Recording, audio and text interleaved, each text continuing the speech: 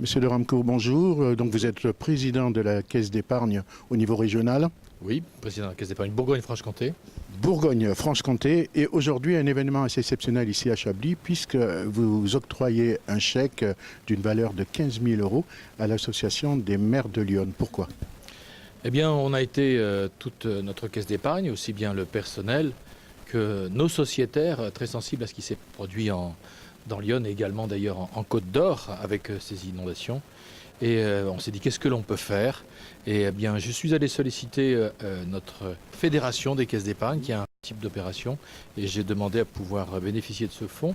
Et la fédération a accordé un chèque de 10 000 € et que nous avons complété la caisse d'épargne de Bourgogne-Franche-Comté de 5 000 € pour aider les communes les plus petites, les plus démunies par rapport à ce qu'elles avaient à vivre, pour qu'il puisse y avoir des relais, qu'il puisse y avoir des fournitures de matériel, pour que les assurances, les jointures au niveau des assurances puissent être réalisées et que l'on puisse apporter le soutien de la caisse d'épargne.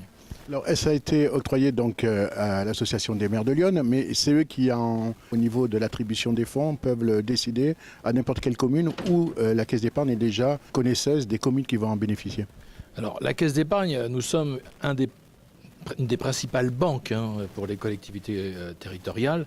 D'ailleurs, elles sont présentes dans notre conseil d'orientation et de surveillance. Simplement, on n'a pas souhaité nous-mêmes choisir les communes bénéficiaires, qu'elles soient clientes ou pas de la caisse d'épargne. Ce n'était pas le sujet en l'occurrence.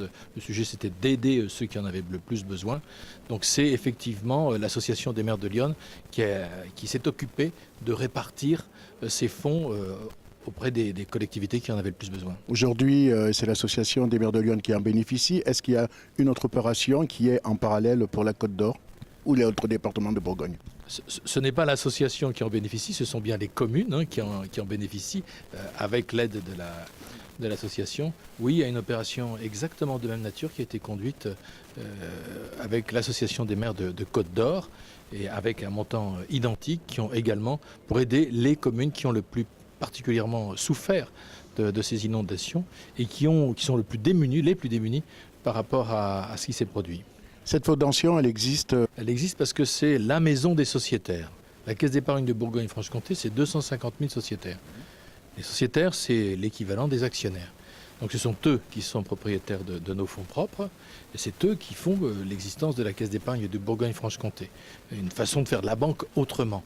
Et donc il y a une structure nationale qui anime le sociétariat de l'ensemble des caisses d'épargne de France.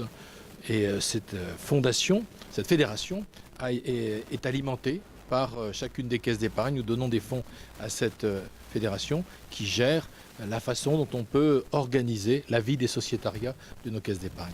C'est ce qu'on appelle s'occuper de son territoire. Exactement. Nous sommes des banques régionales et tout le pouvoir dans notre groupe Caisse d'épargne vient du régional, des sociétaires, des caisses d'épargne. Nous sommes actionnaires de notre organe central et c'est nous qui avons le pouvoir régional. Merci beaucoup.